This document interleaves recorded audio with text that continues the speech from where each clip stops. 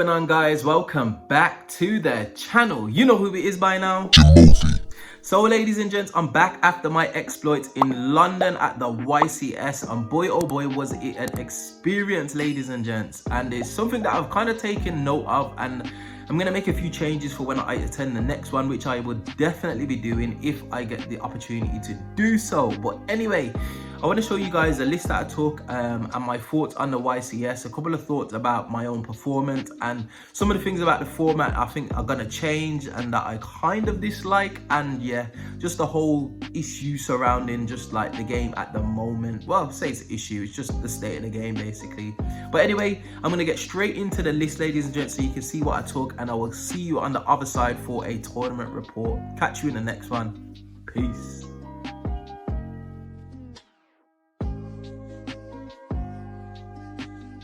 Okay then, so let's get straight into the list. Now I'm not going to talk too much on Mathmech, mainly because I've profiled this deck on the channel a couple of times now, and it's gone through a couple of iterations, but for the most part the Mathmech engine is still the same. So I was running triple circular, triple Mathmech diameter, and the obviously the extenders, double subtraction, double sigma, double addition, as well as the one Mathmech equation and the one Mathmech superfactorial.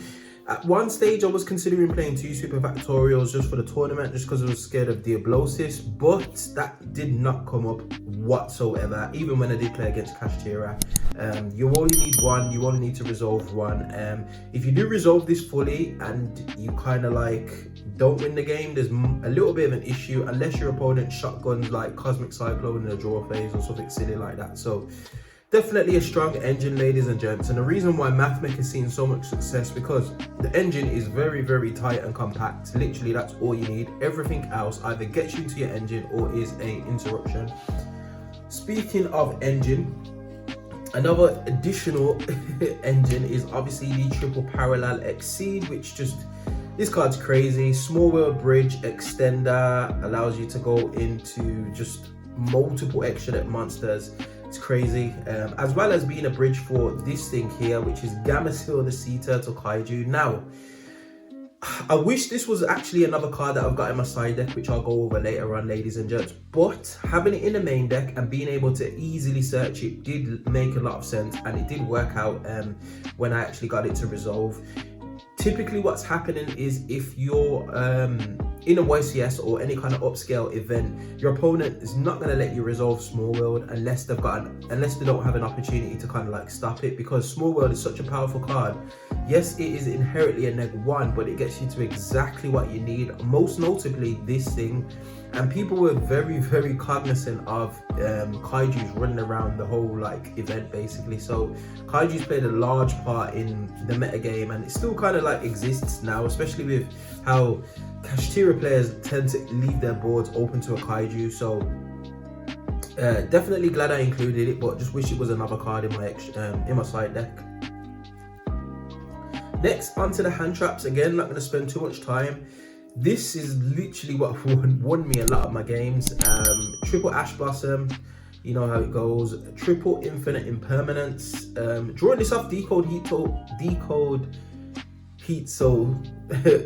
Toka Hito, whatever his name is yeah, it's not nice, but typically what happens is if you are drawing this off Heat Soul, you will be able to kind of like, you might not necessarily be able to activate it straight away, but typically you only end with Heat Soul on board, and then you go into your Laplation for your Rip.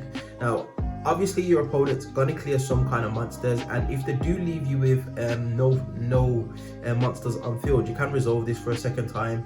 But there was a couple of times when I had this plus the superfactorial plus like a core by the grave. It was crazy. Like my opponent was like, what are you doing? How come you got so much back row? But yeah, definitely a strong card, especially when you combine it with this. I managed to pull this combo off. I was playing against Sword Soul in the last round, and he overextended, went into Baron. I said chain nib. He tried to negate with Baron and just hit him with the infinite impermanence. Felt so nice, just wiping the board clear. So yeah, Nibiru the Primal Being, again, it's also a small world target, which a lot of the cards are in this deck, as well as doubling up as hand traps, which makes the deck very, very flexible. Double effect Veiler, again, nothing needs to be said. Bridge, I wish I played 3 of these actually. Just, it's good to see this off Heat Soul and just be able to play them straight away. And the double Ghost Bell and Haunted Mansion, I put this in specifically for branded type decks, and it didn't actually prove to be able to stop him, to be honest, which is a little bit frustrating. But I think that was more so because of the hand that he had, which is why I kind of like got exposure locked, which was rough. But hey ho, it is what it is. Next on to the spells, and I've done this in a bit of a weird order. Triple Silent Mining, I wish I'd have gone my original lineup in 3 Small World and 2 Silent Mining, only because Silent Mining is an inherent neg. Obviously if the Asher Small World, you've traded 1 for 1 with a hand trap and you're free to play basically. But with Silent Mining, you need a card to discard, and going second, I used to really find this frustrating, especially when they sided out like 1, sometimes even 2 of this card, just because I didn't want to see it going second, because I needed my whole hand to be able to kind of like play for a board. But it is Silent Mining, it gets to exactly what you need, which is circular most times. Sometimes you do search diameter, but typically you're searching for circular with Silent Mining. The Small World, this card's crazy. This card was crazy all weekend. I do value this card, I think it's really good. I do play the 3rd in the side, spoiler alert. But yeah, this card is just, it's nuts. Literally, once you learn the lines, and it took me about a week or so just playing by myself to understand fully how Small World works. I was like, this doesn't make sense to me. But once you start seeing the lines, you literally can search any card in your deck as long as you build your deck correctly, and it's very, very simple to just get into like whatever you need. So definitely something that I value. We did also then play the double triple tactics talent along with the part of desires. This could have been 2 parts of the desires and 1 talent, but I value the talents over the desires, mainly because I don't like drawing into desires off desires, and it seems to happen to me more than not. So I decided to just go for the 1 desires and go for the double triple tactics talent, which is a little bit more flexible, especially when you go in like second, for example. So it did tend to work out. And the 1 Harpy's Feather Duster, just for a bit of main deck back row removal. Like I said, ladies and gents, I never ever play a deck without at least 1 main deck back row removal, even if it's just a singular Cosmic Cyclone. Next up for the XYZs, we have got the double Primathmech Alambertian as well as the 1 Primathmech Leplation. These were fantastic all day. You always go into all 3, typically, especially if you go first. You make 1 on your first turn, 1 Alambertian, and then you make another Alambertian on your second turn, depending on where the board state is. Sometimes you don't, but a lot of the times you will do. Leplation is obviously a super factorial target. Going second, you don't need this as much, and that's why I don't only play the 1 super factorial. You're typically going to be going into Access Code Talker. There are times when you will make this go in second, just because your opponent's interrupted you a couple of times and you need to resolve a super factorial just to close out the game, but typically that's your go in first engine right there. Next, onto the links, we played the 1 Salomon Great Almirage, just in case a bricked on a hand trap and Parallel Exceed. Didn't actually come up so much, mainly because I'm running Small World as well as Silent Mining, but it's there nonetheless. You do not want to get caught with your pants down, basically. 1 Lingarebo, really like this card. Again, I didn't play any Labyrinth, but this card's still nice. I typically use it to go into Parallel Exceed, but I did also use it, I kept it on board a couple of times just because I was fearing like Imperm, for example. 1 Link Spider for when you get nibbed, and I did get nibbed a couple of times, and my opponent was so shocked when I drew this card, G Golem Crystal Heart, and was just able to just play through his board. He was like, how are you even doing this? It was absolutely crazy. So yeah, managed to play through Nibiru with this, obviously this card's crazy. So definitely a nice inclusion. This was what I changed for the Link Disciple package, because I was ending on a couple monsters and I was going into like IP Masquerena and then ending my board with like IP Masquerena as well as the Cyber's Wicked, but Lava Golem was everywhere and it didn't allow me to play through or just overextend through it like a Nibiru, for example. So I did decide to change this up, and I can't remember who gave me the idea. I think it was my friend Reese, who just says the G Golem Crystal Heart is crazy. So shout out to Reese for that one, definitely worked out.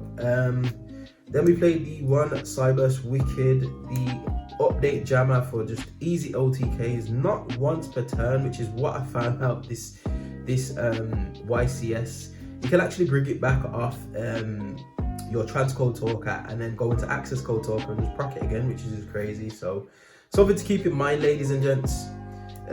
What is once per turn is this crazy card, which is Splash Mage. This card's just this is the reason why you can have like if you've got 2 monsters on board, you can go straight into an access code talker just because of Splash Mage itself. Really good card. I do value it highly. Also played one Decode Talker Heat Soul. I literally made this card every single turn. Every game that I could make it, I'd make it and I'd draw off it, and then my opponent would like evenly matched or just like kaiju. I'd be like, you know what, it's fine, it's done its job. Got 2 draws off it, got a couple of hand traps. I've got super factorial set, so I'm Gucci.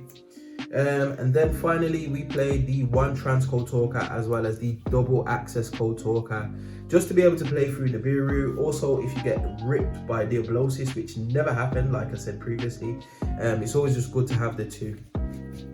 So that's it for the extra there. Now, ladies and gents, on to the side. Now, this is the card I wish I would have made, and you know that you've seen it in the London YCS final. It went absolutely crazy. Kurikuri Devicarnet, crazy card, like wow, oh wow. Just because of the way that the couple of the matchups that I had specifically, going into Kurikuri Devicarnet would have just obliterated my opponent. Yes, the kaiju is nice. Yes, it is searchable. This is also searchable in the deck very easily, by the way. But just having a big beat sticker on board, as well as clearing a couple of your opponent's monsters, because I ran into like Dragoon, obviously I ran into a Rise Heart. Yeah, it was just nice to have the Kirikara. So definitely something that I'm probably going to include in my decks going forward. I don't know how good it's going to be in the upcoming formats, but for the format right now, especially with the Rise Heart pass having a mandatory trigger, it's definitely a very powerful card. Next, Triple Droll and Lockpad. This card went crazy. I've seen a few people talking about this recently, about how Droll is making a bit of a resurgence and it kind of shuts down a number of decks. I, for one, am going to put my hand up and say I concur, because this card just played this against Drytron. It was like a FTK. Against some of the other like rogue matchups, I can't remember what I played. I think I played against Heroes. Yeah, this card just went absolutely insane. So definitely powerful card.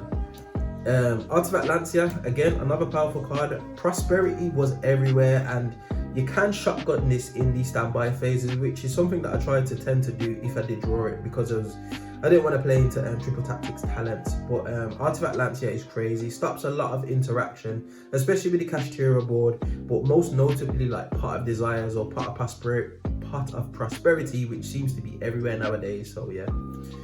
Triple evenly matched just for easy board wipes. I sided this in going second most of the time, as well as some more back row removal in the form of Cosmic Cyclone. And then my final 2 cards were one Core by the Grave, which I tended to side in against Branded Despia, just because the expulsion luck is horrible, as well as the final Small World. Now, the side deck was a little bit weird. I probably would change a few things. I would have a couple more going first cards. I think D-Barrier I should have included D-Barrier in here and potentially taken out a few of the other cards, but it didn't actually hurt me so much, because the things that I lost to were just out of my control anyway. Like, yeah, it was horrible. But nonetheless, ladies and gents, that is the list. I don't know if I'm going to be playing this deck again. I might give it a little bit of a rest and pick it up at another date, but it's fair to say that this deck has actually proved me well, and it was the correct choice going into this event for myself.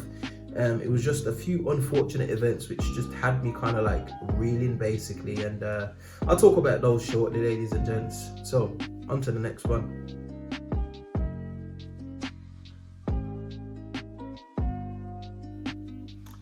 Okay, ladies and gents, so we are back, and just for a quick tournament report, I'm going to give you a little bit of a rundown of what I played, what I lost against, and just a few interactions that I just weren't too pleased with, to be honest. So without wasting any time, let's just get straight into it. So round 1, I played against Kashtira. I got de-shifted twice, both in standby phases, both in my standby phase. going first, because obviously I went first twice, and obviously Mathmech have a difficulty in playing through D-Shifter. Macros, Cosmos type effects aren't too bad because you can like remove the monster from the field, but just the actual like D-Shifter 2-turn floodgate, not being able to send anything to the graveyard, is like severely hindered me. Couldn't get any of my plays going, turns off my super factorial, and I'm relying on hand traps then, and I can't even like get to decode talk or heat salt effectively unless I've got just a handful of extenders. So I lost that game.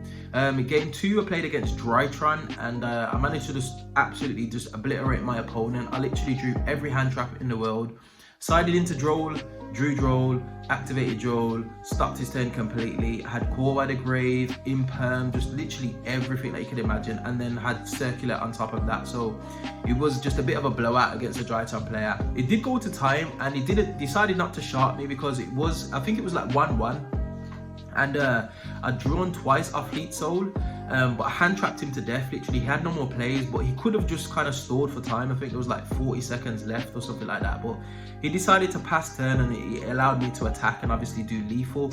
But he did say to me he was going to drop after that anyway, and that opponent specifically, I think he'd flown from like Portugal or something, which was crazy. I think my first 3 opponents weren't even from the UK.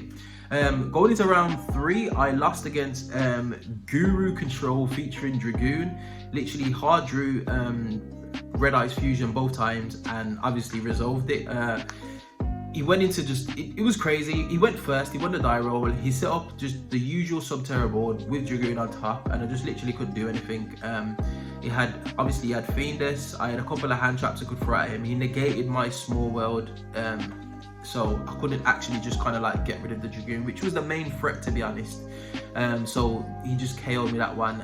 Going into the second game of that round, sided in my side. I had Droll, had Ash, but I kind of bricked, opened up Parallel Seed and a hand trap, and I decided to normal summon the Droll, normal summon the Ash Blossom and hold the Droll, and then obviously do my plays from there. He did manage to Ash, I believe he Ashed the Parallel Exceed, so I was just forced to just go into Heat Soul and just hope to draw into some engine. I should have kept the Ash because I had the Droll, and he actually just resolved Red Eyes Fusion just straight off the bat, which was just such a horrible feeling. So yeah, he managed to just take that one, and I lost in like, I think it was like 15 minutes or even that, less than that, so that was crazy. Round 4, I played against Kashtira. I managed to catch the W. Can't remember exactly what happened, but I believe I just hand trapped him to death, or I impermed the Kashtira Arise Heart. I impermed it, which made it level 4, which meant that he had to overextend, and then guess what? He ran into Nibiru territory, so bam, down came the rock, and that was all she wrote, ladies and gents. Then I played against Trap Tricks. This was an interesting game. My opponent was really frustrated. He just left. I don't even know what happened. He just literally just got up and left. He's like, I'm done. He didn't even say bye or anything like that. I think I just hand trapped him to death, and then I resolved the Laplacian, and I managed to send 3 cards, which just absolutely obliterated him. Because obviously he's playing Trap Tricks, and he set a couple, and I just got rid of everything basically, and he just couldn't play from there. So that was interesting. Round 6, this is where the fun started beginning. I played against Branded Despia, and I lost 2-1, mainly because of Gimmick Puppet. He went first, he won the die roll. It was a bit of a grindy game. I managed to like just kind of like fight my way back in, but I was just too far behind in terms of resources. Then game 2, I went first. Like Mathmet going first is almost like an FTK if you manage to resolve your combo, and Branded typically do not play that many hand traps, so I was able to just get to Laplacian and just kind of just do my thing basically. And in game 3, proceeded to Gimmick Puppet.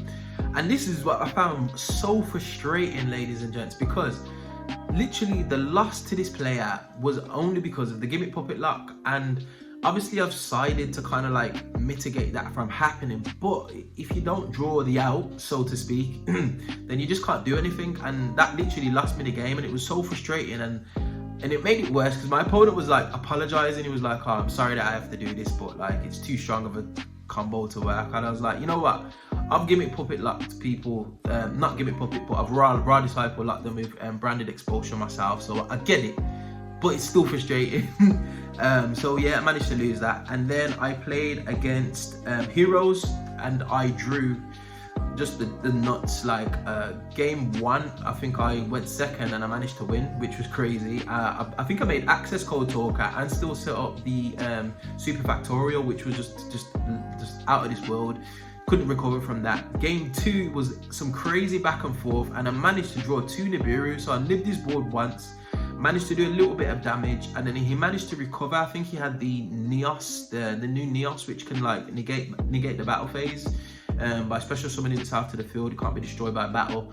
And then he managed to recover to get into a Destiny Hero Plasma, but then he ran into Nibiru territory again. Down came the rock, wiped his board again, and he was like, "You got it, man." I was like, I can't play through 2 Nibiru. So yeah, that was that. And then I played against Branded Despia, and guess what happened? Gimmick Puppet Lock once again. It was just, oh my days, you don't understand how frustrating it was. Another 2-1 loss, another close game. He literally had just like everything. I actually had the Ghost Ball and Haunted Mansion for the Gimmick Puppet Lock, but he managed to search Mercuria, which just obviously soundproofed all of his plays. So he was able to resolve that. I couldn't do anything, had to pass turn, and then obviously he went into Dragoon, popped my monster, and he just had OTK on board, which was just so frustrating. But yeah, managed to lose to that. And then round 9, the final round, I beat Sword Soul. Yeah, I had Nib in Perm, which was just an FTK against Sword Soul. He made all of his synchros like fully overextended, and then just down came the Rock yet again. So the Rock did overperform. A lot of people did not respect the Rock at the tournament. So I managed to finish 5-4. It weren't the best showing, to be honest.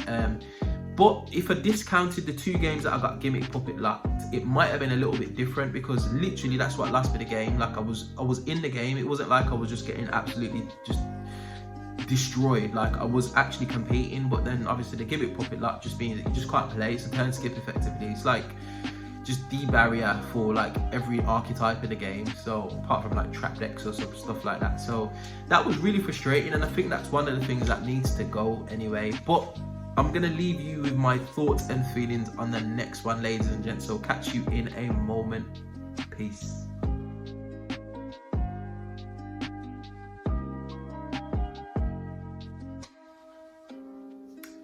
Okay, so thoughts on the format. So the format's interesting. It's definitely diverse. I've seen a whole range of decks. Obviously, I was there at YCS London. I had a big cheer go up when obviously I was playing in one of my rounds, and that cheer was when Super Heavy Samurai, I think it beat Kashtira or something like that. The crowd was going crazy. Everybody stood up. They was looking around. It was like, whoa, what's going on?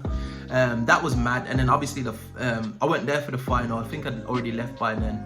But just seeing Kirikiri Divicarnate just resolve twice was just out of this world. The format's diverse. There's a lot of decks that can definitely compete.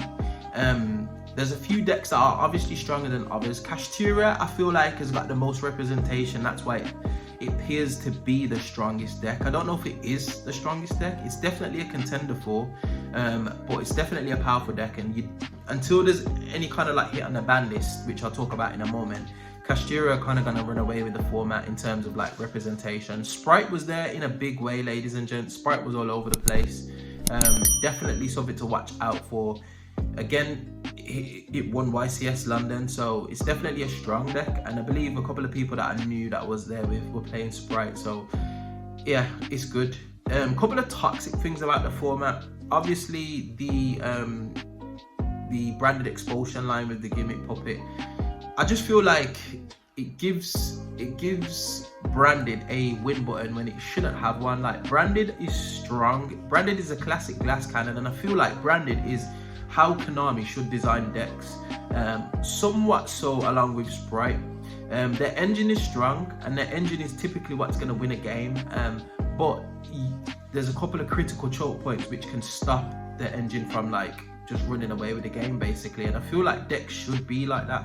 Decks should be really strong, but also have a like, not necessarily a glaring weakness, but also have a notable weakness, which means that there's some counterplay involved.